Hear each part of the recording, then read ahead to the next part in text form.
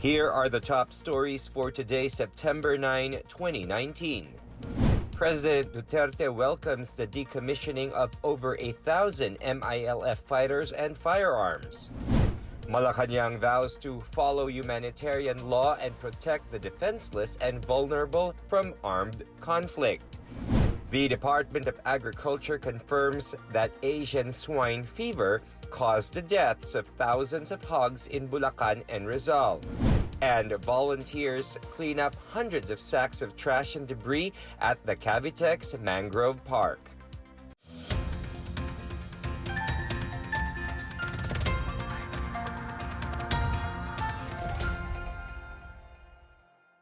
Good day, I'm Rom Dulfo. Welcome to the PNA Newsroom. Our top story for today, President Rodrigo Duterte has welcomed the decommissioning of more than 1,000 former MILF rebels in Sultan Kudarat and vowed to do his best to bring about peace in Mindanao.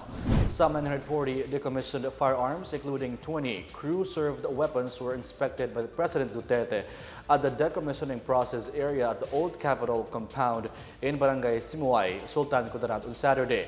Each decommissioned MILF combatant is set to receive an initial amount of 100,000 pesos in cash aid and some 950,000 pesos worth of health, education, and livelihood support from the government. Habang ako ang presidente, makukuha ninyo what we promised to you. Help, financial, we will do it. Alam ko wala kayong pera. Nagtatayo pa lang kayo ng state. Bago pa ito. Give it a chance to grow. Kailangan niya pera. We promise to help you. So do your best.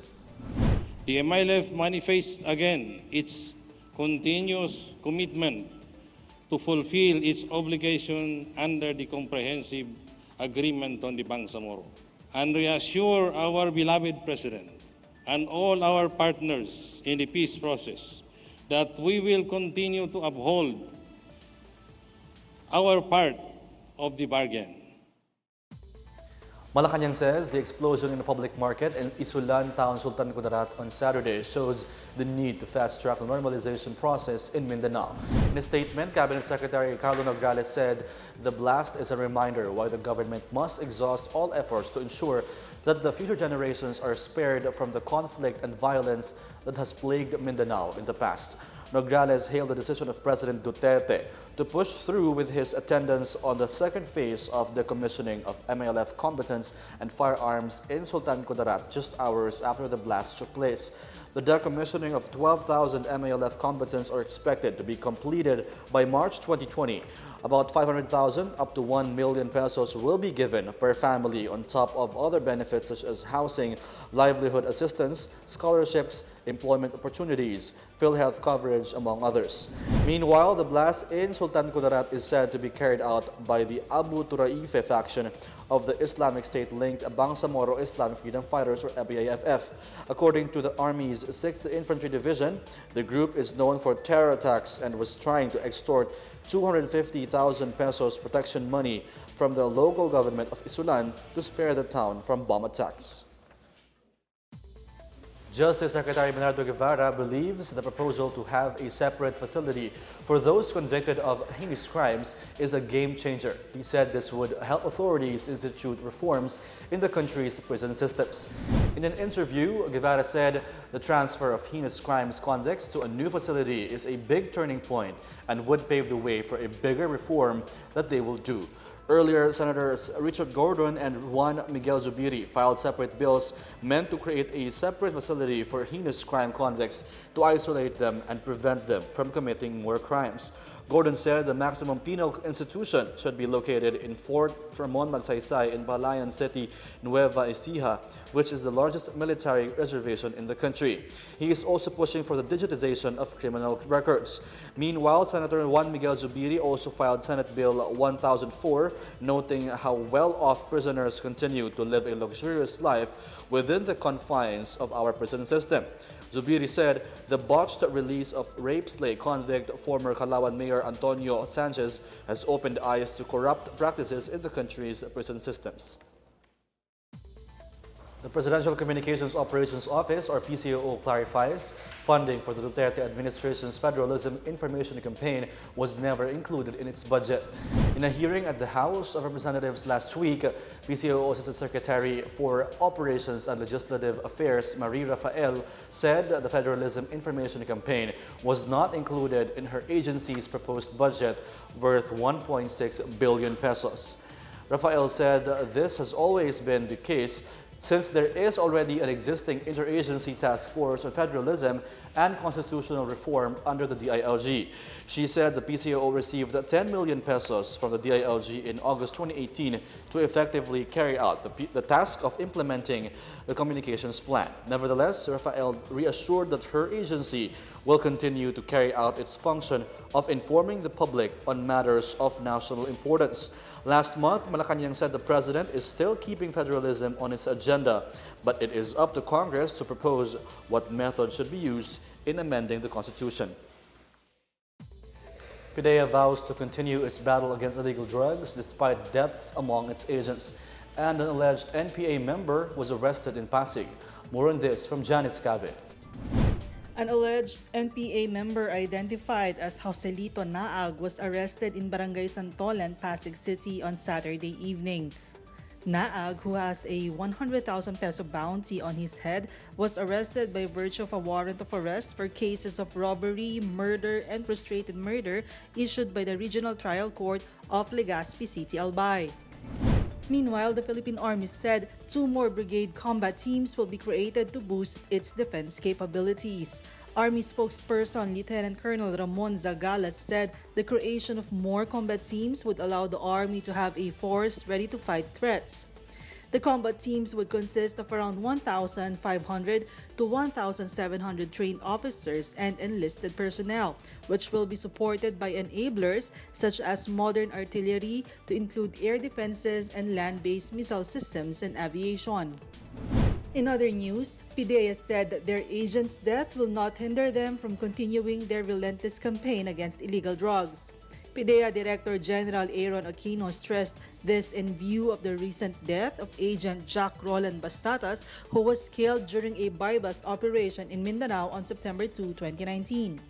Records show that 29 PDEA agents have died during anti-drug operations, with 12 in Mindanao since 2008.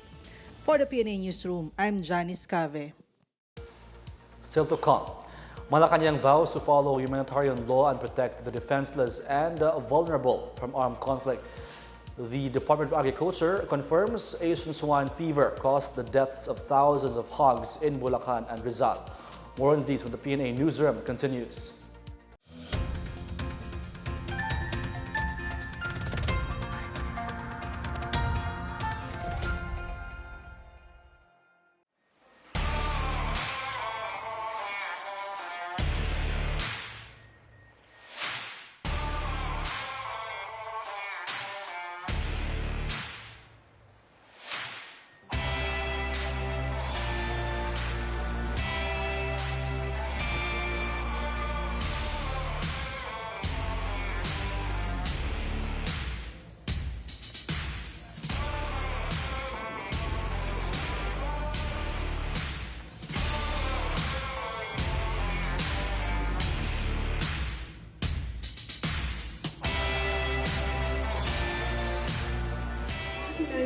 Tadafa Weekly Relay here at New Clark City, Capas, Tarlac, the home of the Southeast Asian Games track and field competition. Excitement, especially to represent kahit sino po, because our athlete, it is open para sa lahat po, sa kahit na anong region ng ating bansa para mag-represent sa Pilipinas.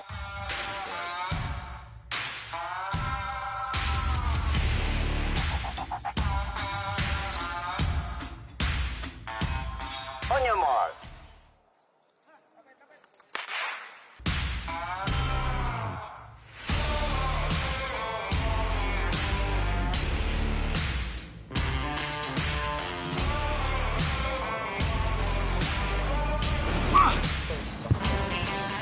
Actually, this facility, it's for our athletes. From now until November, until the SEA Games, our athletes will not only use the facilities but will actually live in the Athletes Village for 3 months prior to the Southeast Asian Games.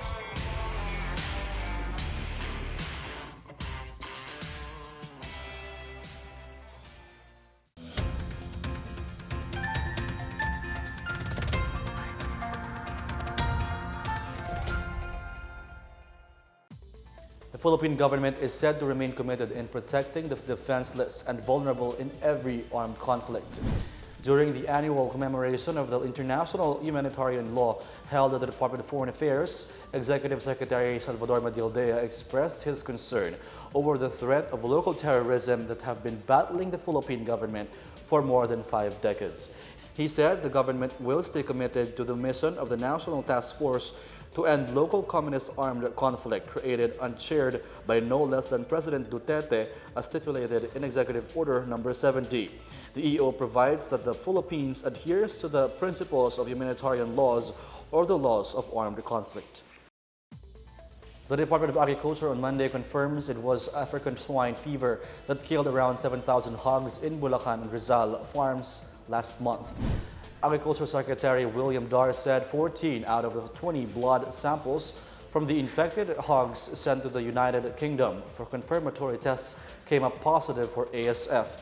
Dar, however, said the DEA is still verifying if the ASF strain is similar to that which spread in Vietnam and China. The DEA chief said strict quarantine and monitoring protocols will remain in place to protect hog farms in other parts of the country.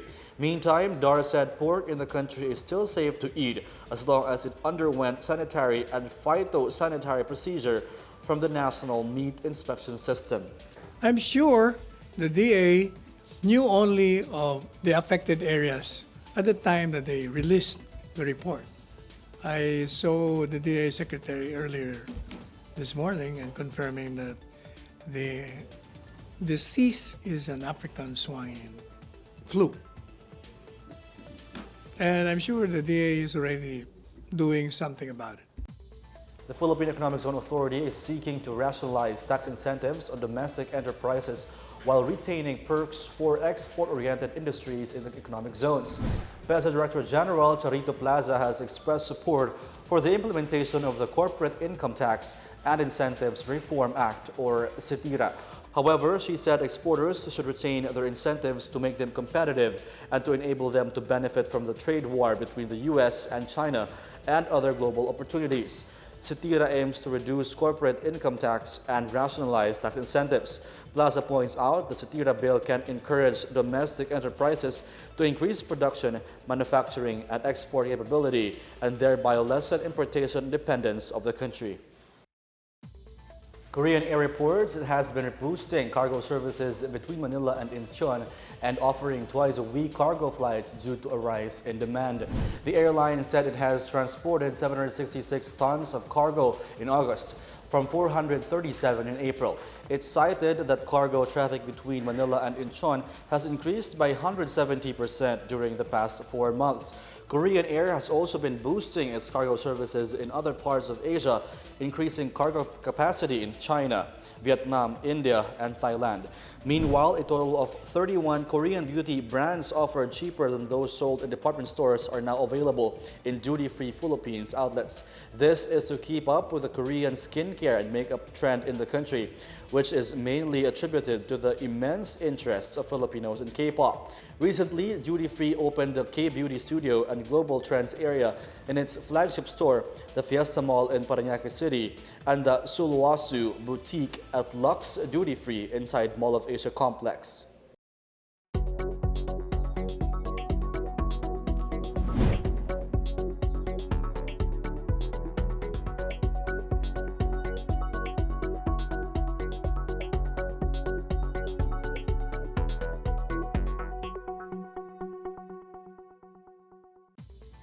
The widows of soldiers slain in Basilan in 2016 received cash aid from the DSWD. Meanwhile, authorities discover illegal logging activities in the protected areas of Mount Timolan in Zamboanga del Sur. More on this and other news from the provinces from Teresa Montemayor.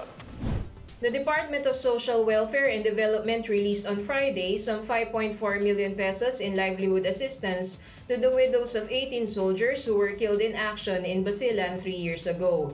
The beneficiaries were the widows of the Army's 44th Infantry Battalion troops who died in a clash with the Abu Sayyaf on April 9, 2016. Each widow received 300,000 pesos in cash assistance to start their own businesses.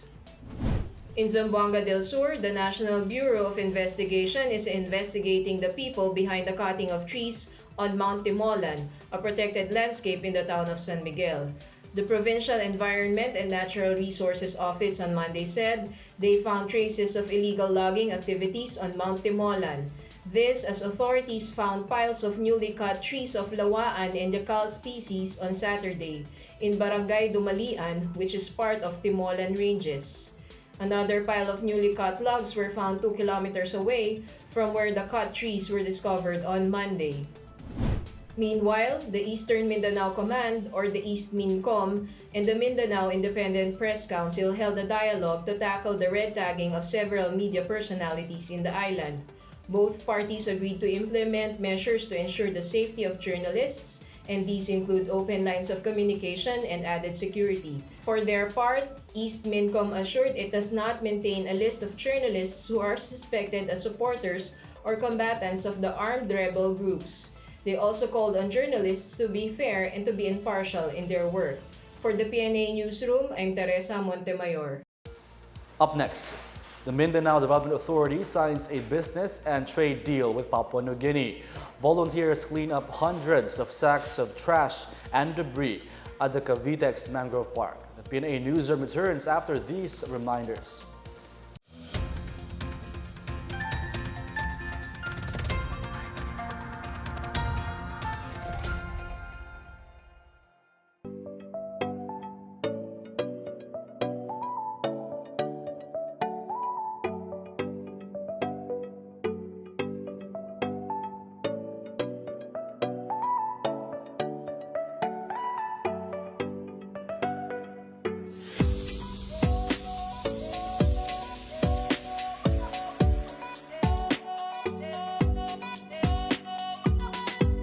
Ang planning po namin dito very strategic. Yung Athletes Village na to is very close. Walking distance, I would say it's only about 3 to 5 minutes away from the stadium and 10 minutes away from the aquatic center. Imagine that kind of convenience na hindi mo makikita elsewhere. So whatever advantage we can get, we will do it.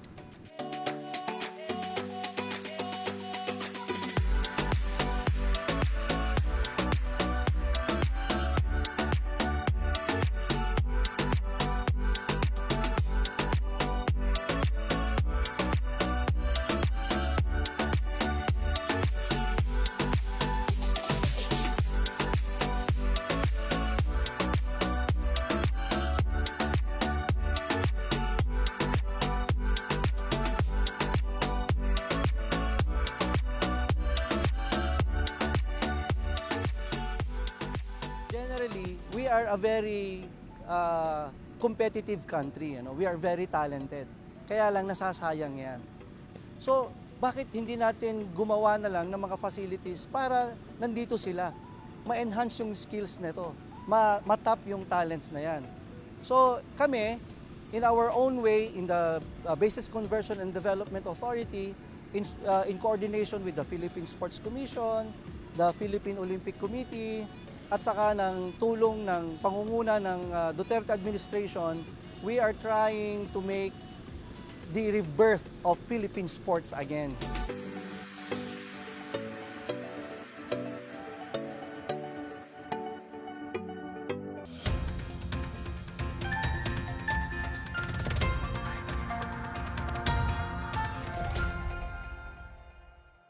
The Mindanao Development Authority has signed a memorandum of understanding strengthening investment and business partnership with Papua New Guinea.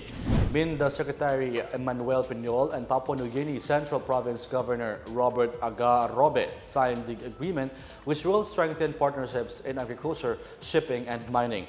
The two parties also held an investment workshop at business-to-business matching, where Piñol presented business opportunities in Mindanao.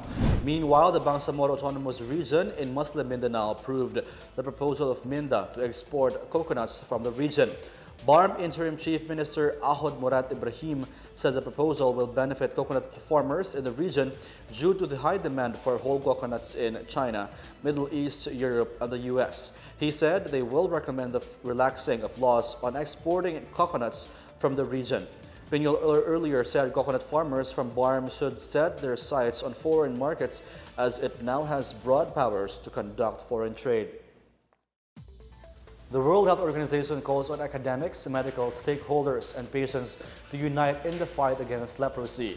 WHO Goodwill Ambassador for Leprosy Elimination, Yohei Sasakawa, made the call as the first global forum of people's organizations on Hansen's disease, followed by the 20th International Leprosy Congress kickoff in Manila. Sasakawa said he will call on experts to continue research on the transmission, cure, and rehabilitation of those with leprosy. He said people with leprosy face severe social stigma and discrimination, and organizations representing them want a greater voice in creating solutions. The Global Forum will gather delegates from organizations of persons affected by Hansen's disease, as well as other stakeholders from 23 countries. On the other hand, the Leprosy Congress is highlighted as the only academic conference in the world in which persons affected by the disease can participate actively. The Global Forum will be held on September 7 to 10, while the Leprosy Congress will take place from September 11 to 13. About 6,000 residents of Digos City and nearby communities joined the Eat All You Can pork lechon inside the Rizal Park in Digos City on Sunday. Mayor Joseph Fortich Gagas said the first ever free lechon to some residents of the city is in line with the celebration of the 19th Araw ng Digos celebration. More than 800 heads of pigs were cooked and displayed for sale along Magsaysay Street in the much publicized lechonan sa Kadalanan. Governor Douglas Cagas was the guest speaker of the culmination program. About 10,000 people from national and local government offices, private institutions, non-government organizations, and civic organizations joined the parade that converged at the Rizal Park. The week-long celebration of the 19th founding anniversary of Digos City started on September 2. As part of efforts to protect the environment, volunteers led the cleanup of the CONVICTS Mangrove Park in Parañaque City. Over 200 sacks of assorted trash were fished out of the coastline during the cleanup drive. More on this from Janice Cave. Volunteers collected some 255 sacks of trash and debris during a coastal cleanup at the CONVICTS Mangrove Park in Parañaque City on Saturday. The CONVICTS Mangrove area, a catch basin for garbage from Manila Bay, was cleared of hazardous wastes coming from medical and clinical sectors, households, and construction sites, which not just pollute the waterways but also endanger the local marine life. The activity, done in partnership with Philippine Reclamation Authority and the Philippine Air Force, engaged some 65 volunteers from PAF, volunteer employees of South Tollways, and CONVICTS advocates for the restoration. Jeff Carabeo, supervisor of CONVICTS Community Relations, said the quarterly coastal cleanup activity supports efforts to raise awareness and promote habitat protection through the spirit of volunteerism. The 2-kilometer stretch of CONVICTS Mangrove Park in Parañaque City includes a mangrove nursery where seedlings are donated to the Department of Environment and Natural Resources and other environmental organizations. CONVICTS is also a zero-waste company as it operates its own materials recovery facility, a specialized plant that receives, separates, and prepares recyclable materials with a capacity to process 100 kilograms of trash daily. The activity was also in preparation for the International Coastal Cleanup on September 21. For the PNA Newsroom, I'm Janice Cave. Let's check out the weather forecast from Pag-asa. The Weather Bureau says the southwest monsoon is affecting northern and central Luzon. Monsoon rains will be experienced over the provinces of Ilocos Sur, La Union, Pangasinan, Benguet, Zambales, Bataan, Tarlac, Pampanga, and Bulacan in the next 24 hours. Residents in these areas are advised to take precautionary measures against possible flash floods in low-lying areas and landslides in mountainous areas. Meanwhile, cloudy skies with scattered rains and thunderstorms will prevail over Metro Manila, the rest of northern Luzon, the provinces of Aurora, Nueva Ecija, and Rizal. The public and the disaster risk reduction and management offices concerned are advised to continue monitoring for possible rainfall advisories and heavy rainfall warnings.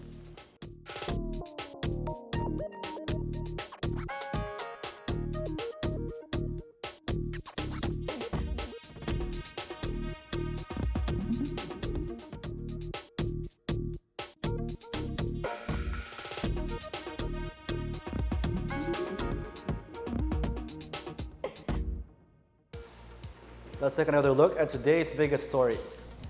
President Duterte welcomes the decommissioning of over 1,000 MILF fighters and firearms. Malacanang vows to follow humanitarian law and protect the defenseless and vulnerable from armed conflict. The Department of Agriculture confirms that Asian swine fever caused the deaths of thousands of hogs in Bulacan and Rizal. And volunteers clean up hundreds of sacks of trash and debris at the Cavitex Mangrove Park. Thank you for watching another edition of the PNA Newsroom. To check out these and other stories, check a PNA website and follow the Philippine News Agency on Facebook and Twitter. For more stories about the government, how it serves Filipinos, look for these hashtags in all our social media platforms and websites. And that's our daily dose of latest news and information that you need to know from the PNA Newsroom. I'm Rom Dulfo. Good day.